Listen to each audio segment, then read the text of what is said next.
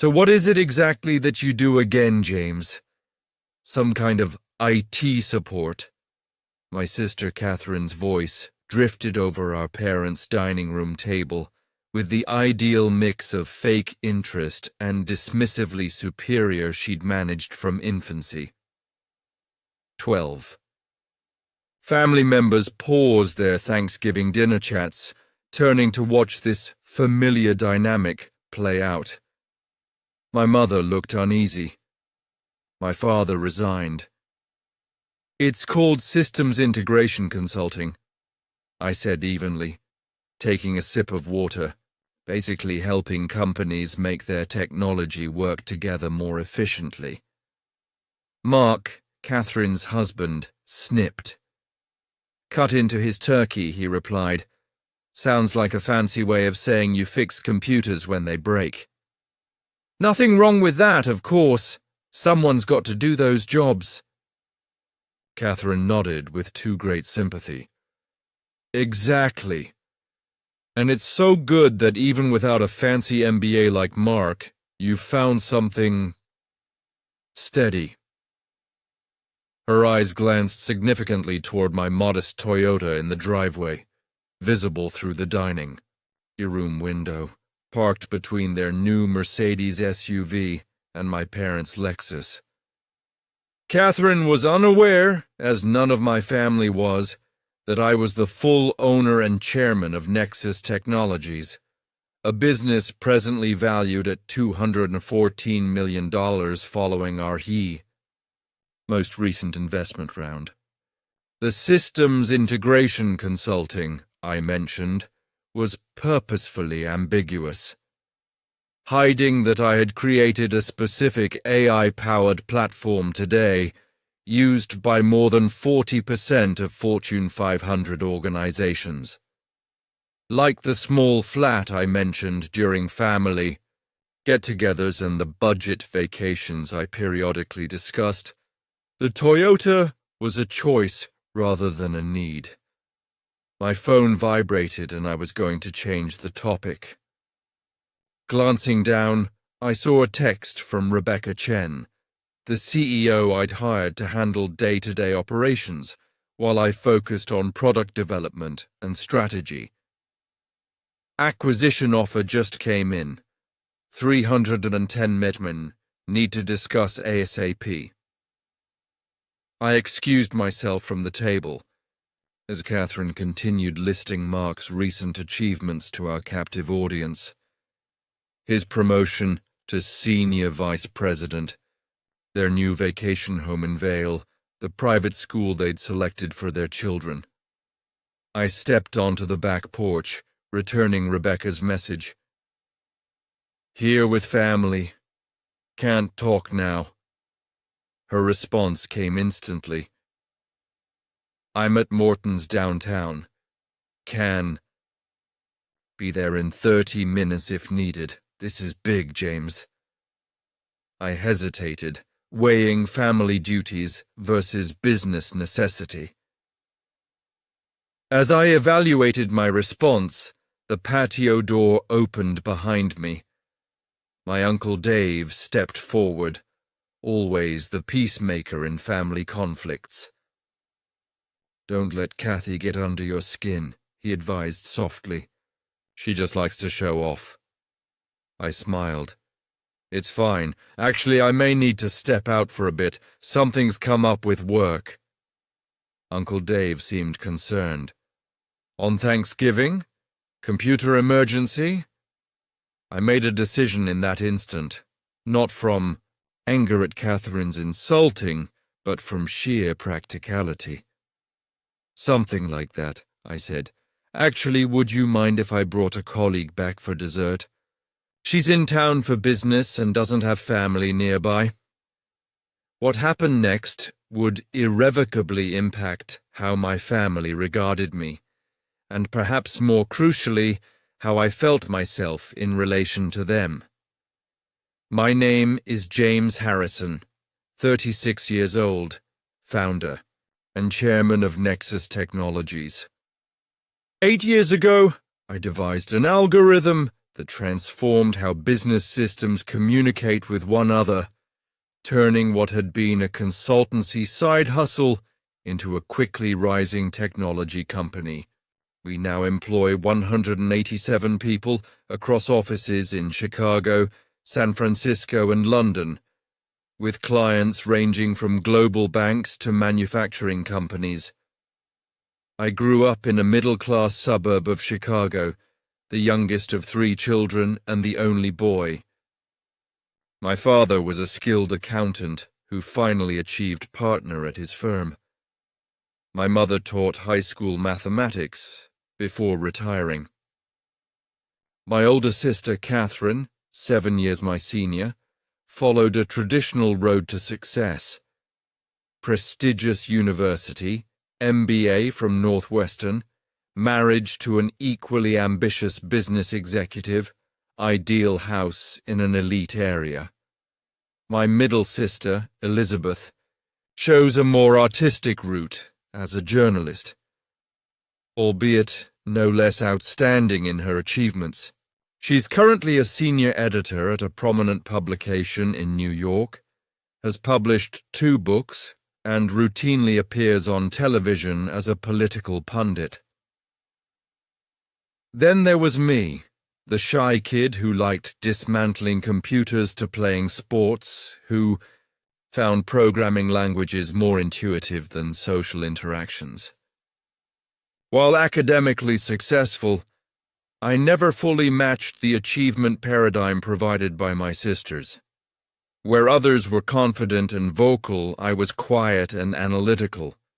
Where they excelled in clearly visible disciplines, my talents lay in the abstract world of algorithms and system architecture. After graduating with a computer science degree from the University of Illinois, not the Ivy League education my parents had hoped for, I took a job with a mid-sized IT consulting firm. The post disappointed my father, who had envisioned me pursuing law or medicine, areas he knew and respected. "It's a starting point," he commented at the time, presumably thinking I would eventually discover a more remarkable career path. For 3 years, I worked diligently within the corporate framework, but increasingly found myself generating independent solutions for clients on weekends, inventive methods that my employer was too conservative to apply. I saved aggressively, living substantially below my means, while establishing both financial resources and business relationships. When I finally left to establish my own consulting practice at 28, my family perceived it as a step backward rather than ahead. Catherine was particularly loud about the risks of entrepreneurship and the importance of established credentials in building a career. My parents, while supportive in theory, plainly shared her concerns about my professional judgment. What none of them recognized was that I had already secured 3 significant clients and was producing more revenue independently than I ever had as an employee. More crucially, I was building the basic technology that would eventually become Nexus, a patented approach to systems integration that would alter the industry. The solution emerged during a project for a multinational manufacturing client seeking to connect legacy systems with modern cloud apps. The traditional solutions were expensive, laborious, and only partially effective. Over a single weekend of intensive coding, I constructed a prototype algorithm that seamlessly bridged the gap between various systems with minimal configuration. The client's CIO was amazed by the outcomes. We've had 3 major consulting firms try to solve this problem. What you've done in days would have taken them months if they could do it at all. Within 6 months, I had polished this prototype into a scalable solution, formed a legitimate corporation, and acquired $1.2 million in early capital from angel investors who recognized the technology's promise. I hired a small team of developers to help enhance the platform's capabilities while I continued to handle important customer interactions. At this point, I made a conscious decision not to promote my expanding success to my family. This wasn't primarily about eventually surprise them, though I confess that thought held some appeal. Rather, it was about avoiding the scrutiny, counsel, and judgment that would certainly follow. I needed space to construct something on my terms, without explaining my actions to individuals who, while well-intentioned, didn't comprehend the technology or market I was operating in. As Nexus grew, this disconnect between my professional and family life became increasingly obvious. When we obtained a $5 million Series A investment 2 years in, I informed my parents I had gotten a promotion. When we exceeded $10 million in annual recurring income the following year, I stated, "Work is going well," during a holiday dinner. When we expanded internationally and I spent weeks commuting between London and San Francisco, I framed it as some work trips coming up. 4 years after launching the company, I faced a crossroads. Nexus had expanded to the point that my technical expertise was no longer sufficient for day-to-day leadership. We had 83 people, complex operations spanning numerous countries, and investors expecting sustained exponential expansion. I knew that my abilities resided in product vision and technology innovation, not organizational management. After careful deliberation, I chose Rebecca Chen, a seasoned technology executive with experience scaling many successful firms, to serve as CEO. I transitioned to the post of executive chairman, focusing on product strategy and important client relationships, while maintaining majority ownership of the company. Under Rebecca's operational leadership, Nexus accelerated its already excellent growth trajectory. By the time of that fateful Thanksgiving dinner, Nexus Technologies had received a total of $67 million in venture financing, maintained exceptional profitability, rare for a growth-stage tech business, and was examining both acquisition proposals and prospective IPO paths. My personal net worth on paper topped $150 million, yet I continued to live modestly, reinvesting most of my available resources into the firm and chosen technical ventures. None of this was reflected in how my family saw me. To them, I remained the little brother who had chosen a safe but unremarkable IT career. Not quite living up to the family's standards of success, but at least steadily employed. Catherine, especially, had fallen into a routine of benevolent condescension about my employment and lifestyle choices. I accepted this dynamic, not from insecurity, but from practicality.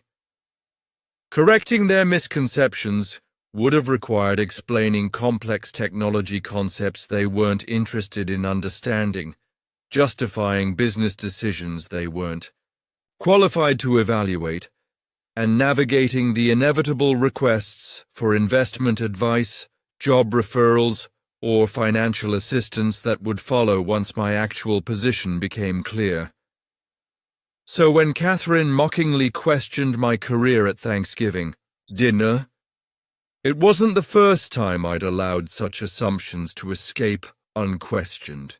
What made this occasion exceptional was Rebecca's unexpected SMS regarding the purchase offer.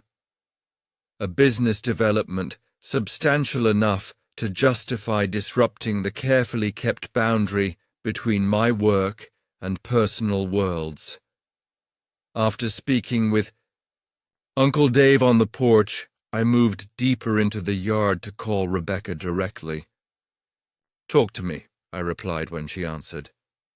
"Vanadium Technologies, $310 million mostly cash, with a 15% equity component in the merged entity.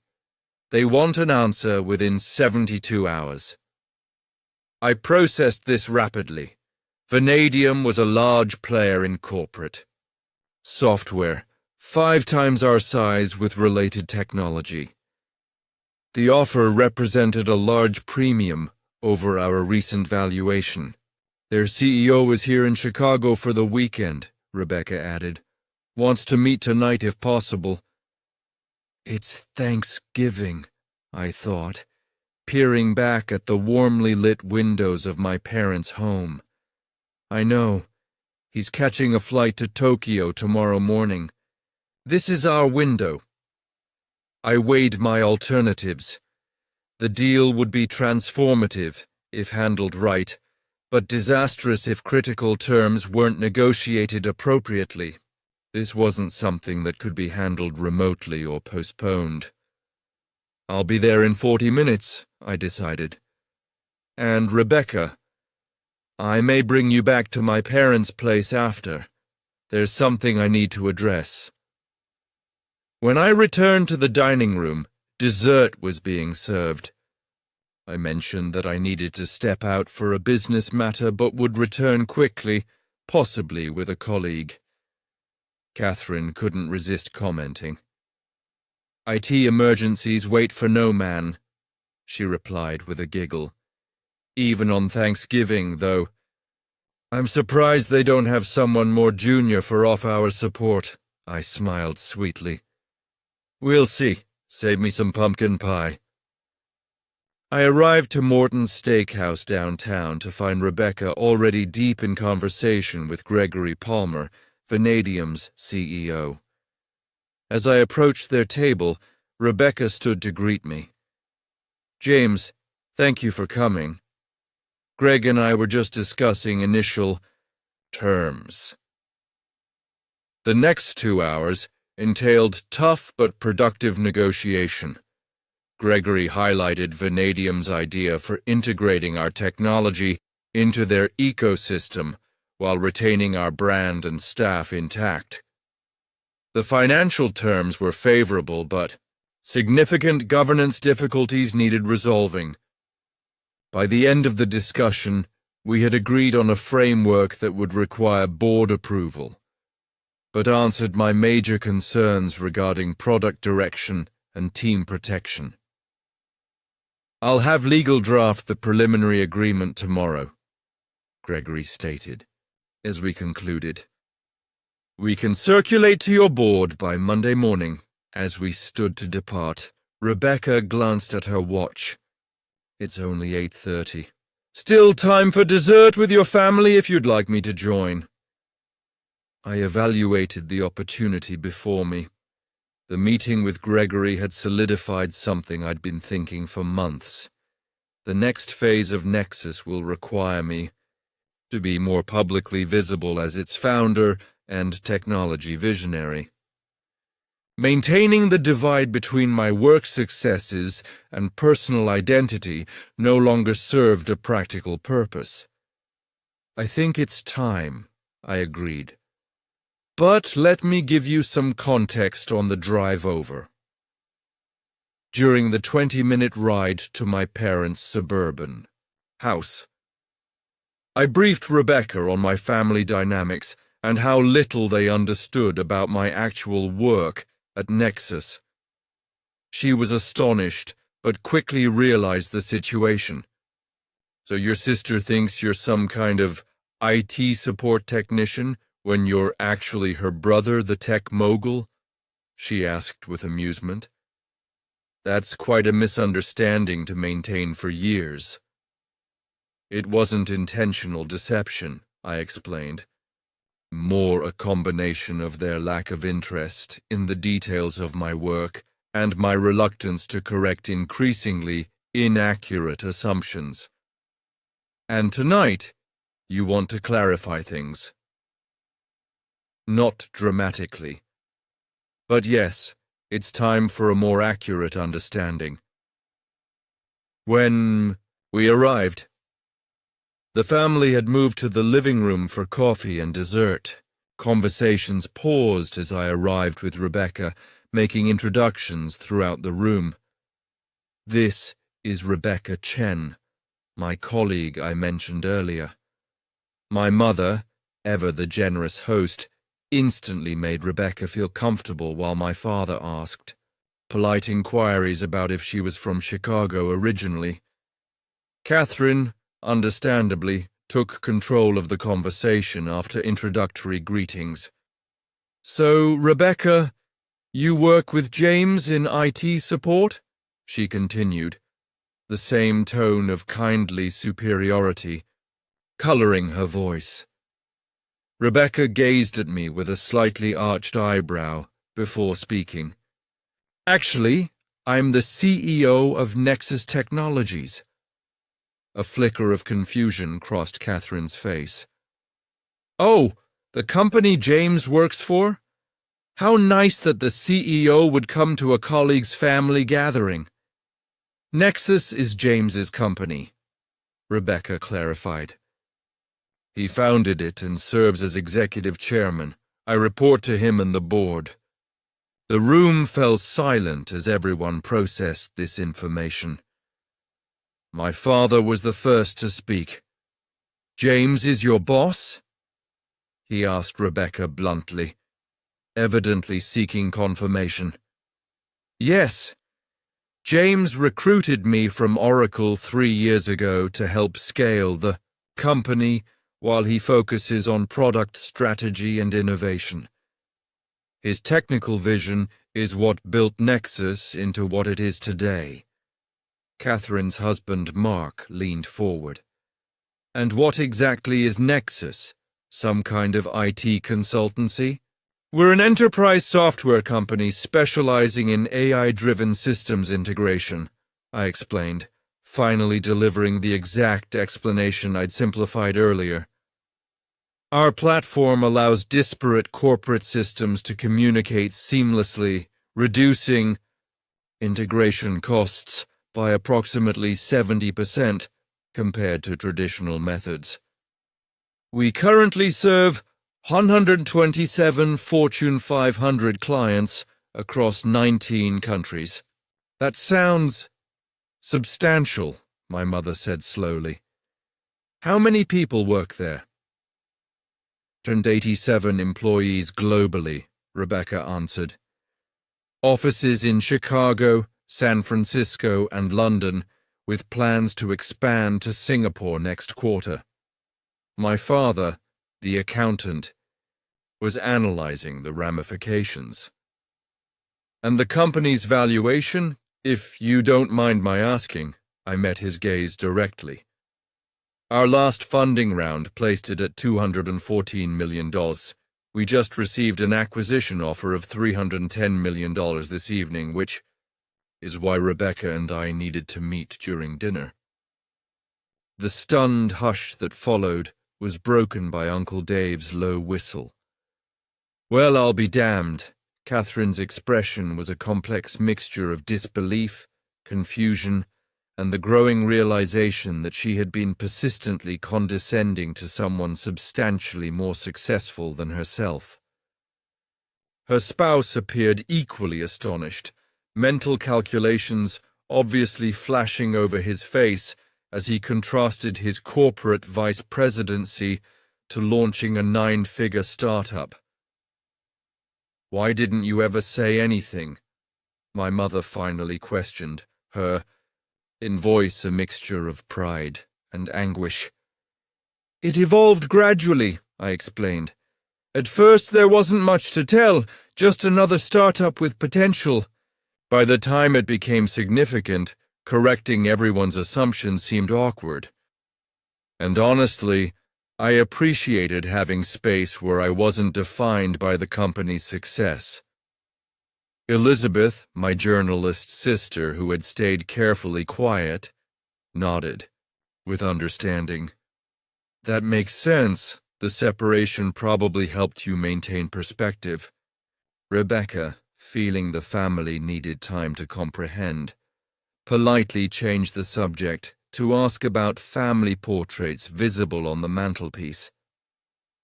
The talk gradually continued, though with a significantly changed energy. Catherine remained abnormally quiet as my parents asked increasingly detailed questions about the firm as their first amazement subsided.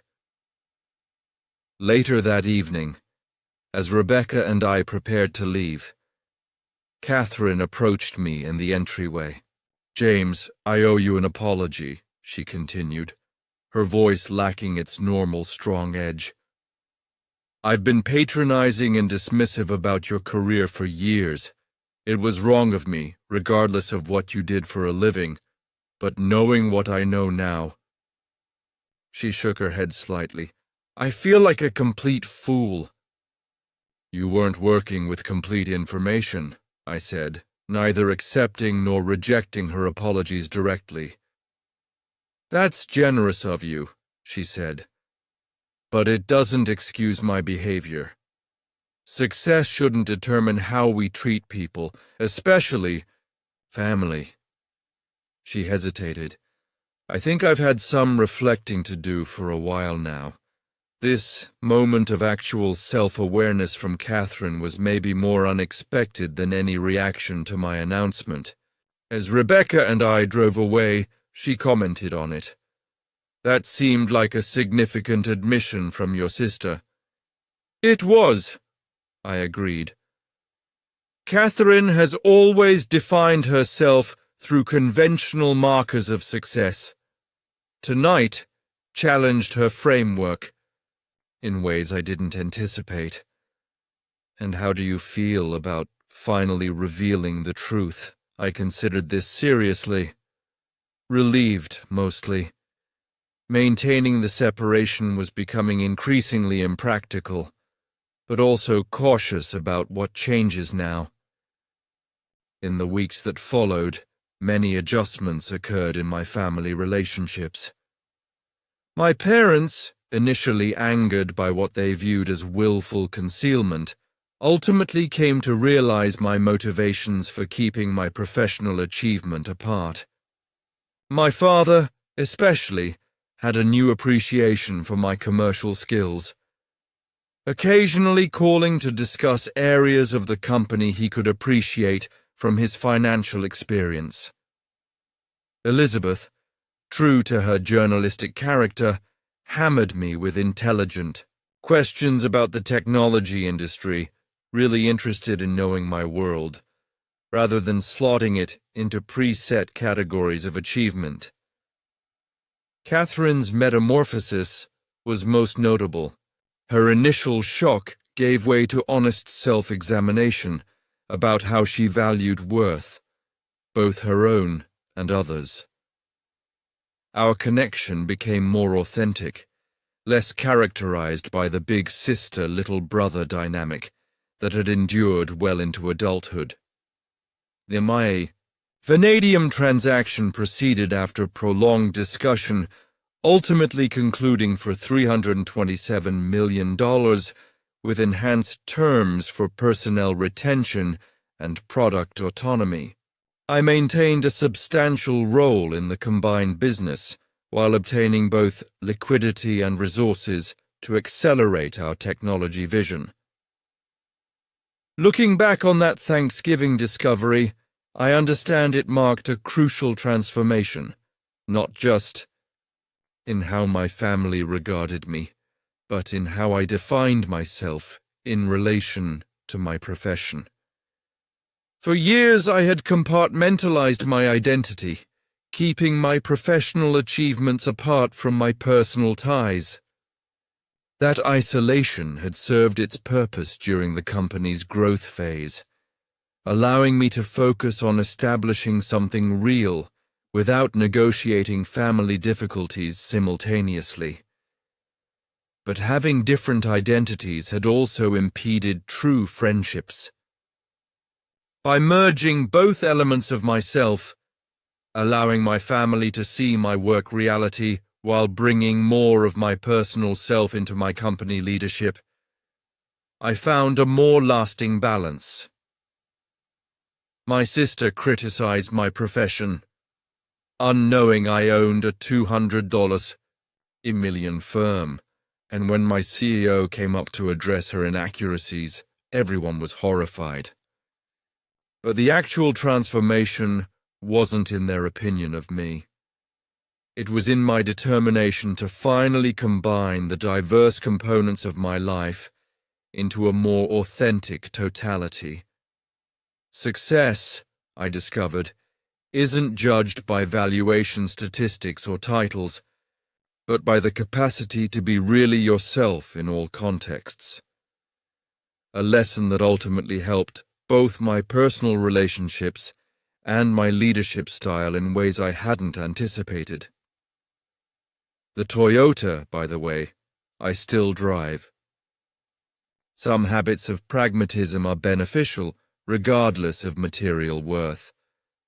But now it's a choice made with full awareness rather than part of a sustained misperception, one of countless minor authentications that have made life simpler and more integrated since that revealing Thanksgiving feast.